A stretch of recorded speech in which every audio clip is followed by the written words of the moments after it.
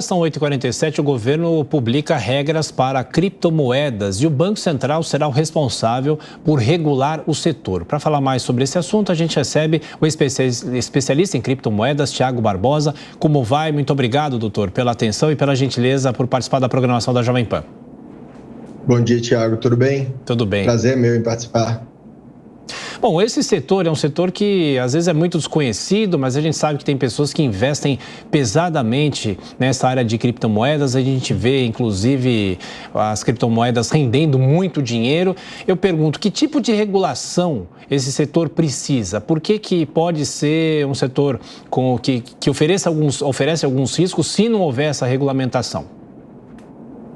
É interessante, Thiago, que esse setor, para quem vive na bolha dos criptoativos aqui, vive isso no dia a dia, é um setor que caminha a todo vapor. Ontem mesmo eu estava num evento no qual se discutia a aplicação de criptomoedas, criptoativos em vários setores tradicionais, como o mercado imobiliário. A importância da regulação desse setor, ela vem no intuito de trazer investidores institucionais e o grande público, para que o público tenha mais segurança, né? Os players, as exchanges, as corretoras, elas tenham regras mais claras a seguir e confira assim uma segurança para que o grande público venha para esse mercado, que é um mercado aí que já circulou no ano passado, segundo dados da própria Receita Federal, 200 bilhões de reais de operações declaradas.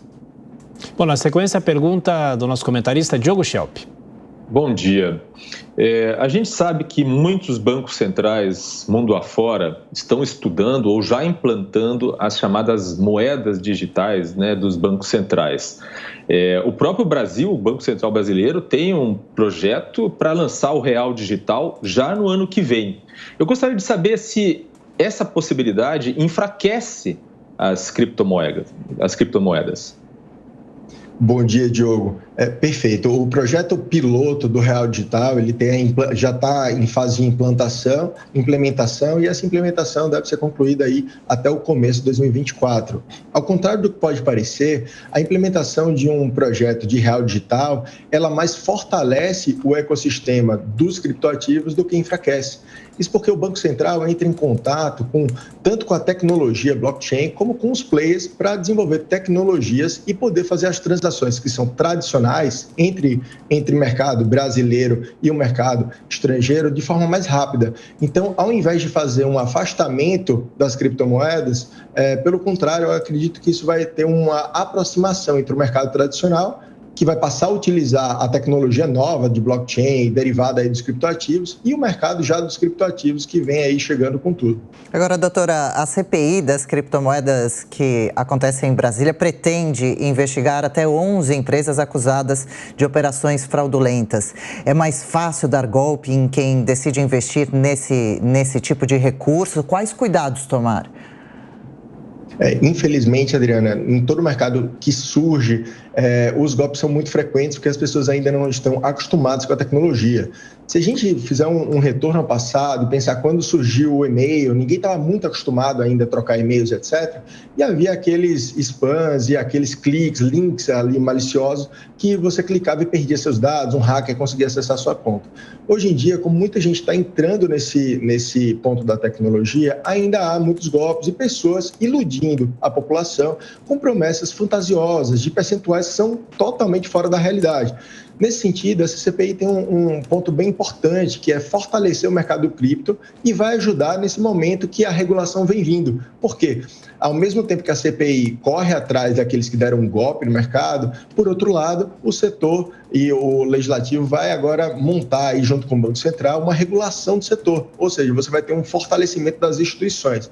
É preciso ter muito cuidado, principalmente para aqueles que nunca transacionaram nesse tipo de ativo, para procurar instituições que já são aí fortalecidas no mercado, que têm um bom tempo de mercado e, principalmente, começar investindo pouco para não se arriscar aí no mercado que é tão volátil. Doutor Thiago, pelas regras, o Banco Central fica como autoridade máxima para supervisionar esse mercado. O senhor acha que isso é importante por ser um órgão independente?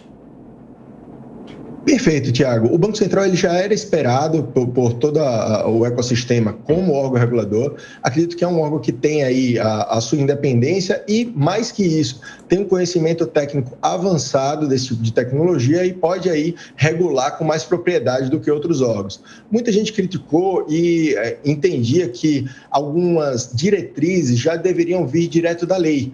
No entanto, é muito difícil, num ambiente com tantos detalhes a serem especificados, como o ambiente de criptoativos, você colocar isso na mão dos congressistas, porque é um assunto bastante técnico. Acredito que o corpo técnico do Banco Central já vem mostrando competência aí para regular bem o setor, principalmente nos diversos eventos que eles fazem com as associações e os grandes players do mercado.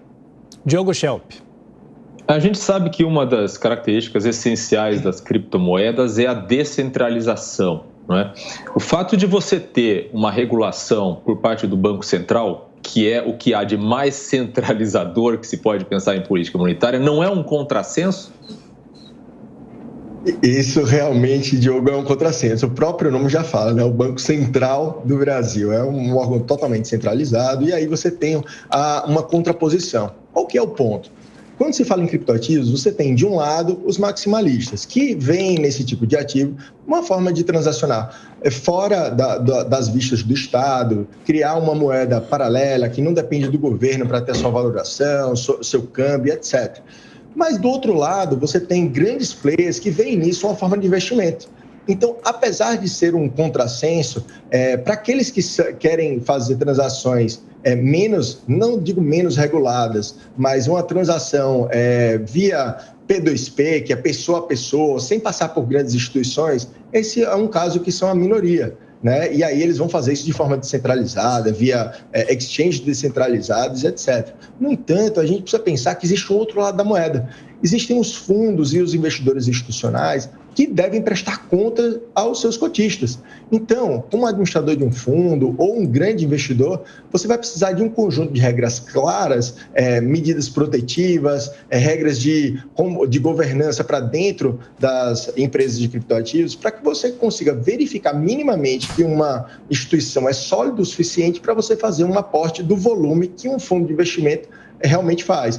Então, de um lado você tem os maximalistas, que poderão continuar fazendo uma questão um pouco descentralizada, mas não totalmente fora do Estado, e do outro você tem os institucionais, para quem a regulação é muito importante. Então, apesar de parecer um contrassenso, eu acredito que essa regulação ela é benéfica porque ela traz outras pessoas para o game. A pessoa que tem a mentalidade outsider do Estado, digamos assim, ela já está nesse jogo, ela já transaciona há muito tempo. Quem quer entrar são as pessoas mais conservadoras que precisam de regras mais claras para investir o seu dinheiro. Acho que para o ecossistema como um todo, isso vai, no final das contas, ser positivo. Certo. E, doutor Tiago, a CPI em Brasília também pretende investigar o que são as pirâmides financeiras que utilizam criptomoedas? Esse é um fato muito maléfico para o ecossistema. Todo novo mercado sofre muito com isso, né? Se você tem um mercado de arte que está começando a se desenvolver, lá num passado muito remoto, você tem as falsificações. Aqui você tem um mercado que a volatilidade é muito grande. Então, você tem, às vezes, ganhos expressivos de projetos concretos. Muito embora, o que acontece é que algumas pessoas se aproveitam disso, como o famoso caso do faraó dos bitcoins, e prometem, via projetos que não existem, um rendimento que ele não é factível. Não há um projeto por trás. Então, elas se utilizam desse assunto do momento, que são os criptoativos, para atrair e aplicar o mesmo golpe. A gente já passou por diversos golpes aí no passado, de Telex Free ou de outros tipos de pirâmides que foram famosos aqui no Brasil, mas como a bola da vez são criptoativos, é muito fácil para um golpista criar um modelo e um discurso sedutor, atingindo aquela parcela da população menos informada que vai aplicar ali, esperando ter um rendimento muito fora do normal. Visando combater isso, você teve tanto um endurecimento das penas contra os golpes utilizando criptoativos, como agora você tem uma CPI para investigar esse tipo de pirâmide. No final, isso se trata de um endurecimento contra aqueles que estão usando a nova tecnologia, ou pelo menos se fazendo passar que estão usando, né? Porque, na verdade, são golpistas que não estão usando nada, eles só estão usando o discurso de que manuseiam empresas de criptoativo para aplicar golpes. E aí, isso acontece sempre que vem uma nova tecnologia. Infelizmente, o criptoativo é a bola da vez. Ô, doutor Tiago, e para esclarecer, a criptomoeda não tem nenhum tipo de lastro? Como que ela circula? Quem que banca isso? Quem que paga a conta? Essa questão do lastro ela é a pergunta principal sempre que se fala de criptomoeda. Quando você tem alguns projetos, né, e essa questão do lastro, quando você verifica nas próprias moedas fiat, as moedas do Banco Central, elas tinham um lastro em objetos físicos, realmente era lastreado em ouro até certo momento da história. As moedas, mesmo as moedas dos bancos centrais, elas deixaram de ter lastro há bastante tempo. Elas são conhecidas, inclusive, como moedas fiduciárias, porque funcionam com base na fidúcia. Você tem a confiança de que o governo é mais ou menos estável e honraria os compromissos que aquela moeda estabelece. Quando você tem projetos de criptoativos, a confiança vai depender de cada projeto. Em torno do Bitcoin se formou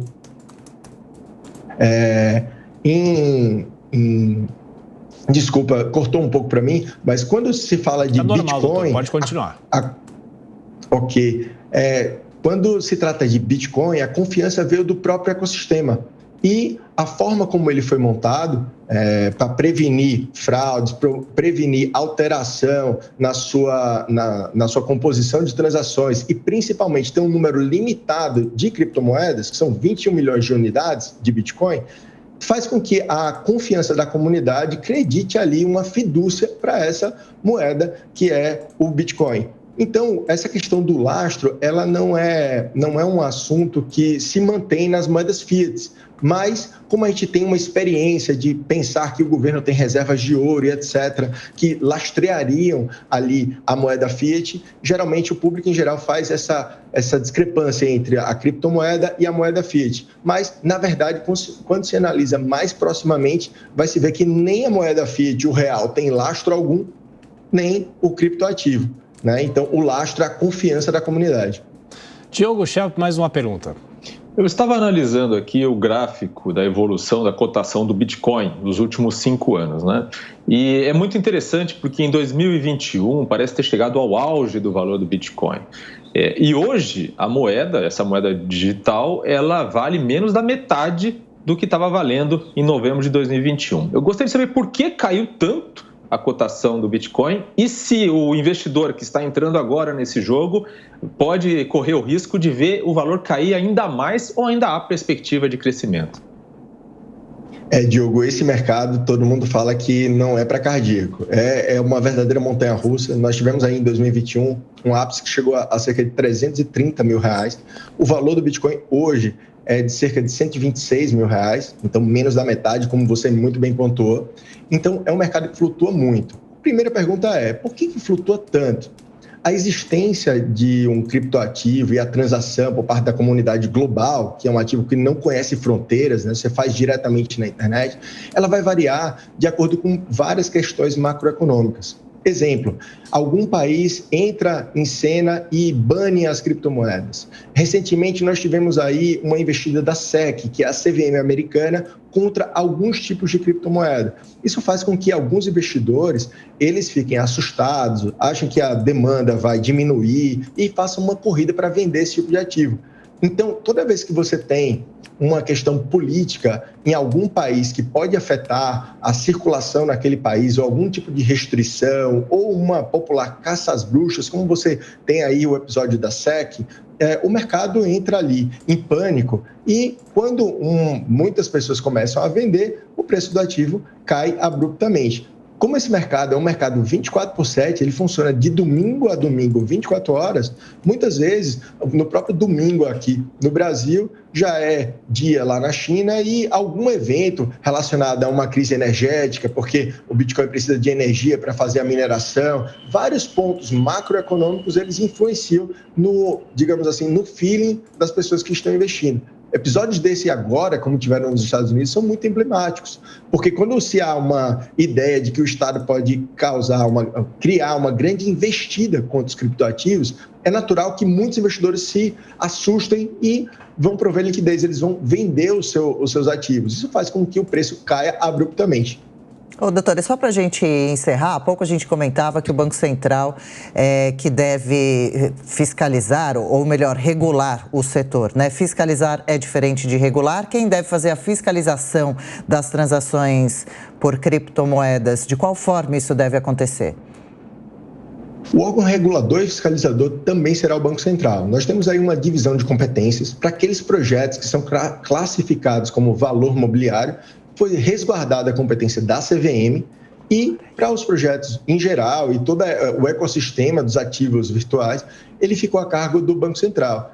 A partir de agora, nesse segundo semestre, a expectativa é que saiam ali regras claras de como devem funcionar as instituições, como devem compor os seus conselhos deliberativos, qual o nível de transparência que elas devem seguir, qual é o tipo de política de anti-lavagem de dinheiro e de Know Your Client, QIC, que as empresas devem seguir. Então, a regulação e fiscalização também devem ficar a cargo do Banco Central. Existe uma previsão legal de que as entidades, para entrar como intermediárias nesse tipo de mercado, eles vão precisar de uma autorização do Banco Central. E aí vai ser listado ali uma série de requisitos para que uma empresa tenha essa autorização. Isso vai impedir o fato de qualquer empresa, sem uma estrutura sólida, como vimos aí episódios como da FTX, estruturas totalmente fraudulentas, elas entrem no mercado, façam uma grande publicidade, como foi o caso da FTX, que tinha patrocínio na Fórmula 1, em arenas de basquete, etc., em nível global, com grandes astros,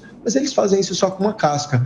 Uma regulação vai pedir, solicitar, na verdade, obrigar que essas instituições entreguem requisitos específicos, como a sua composição e um nível de transparência maior para criar aí uma segurança para o investidor.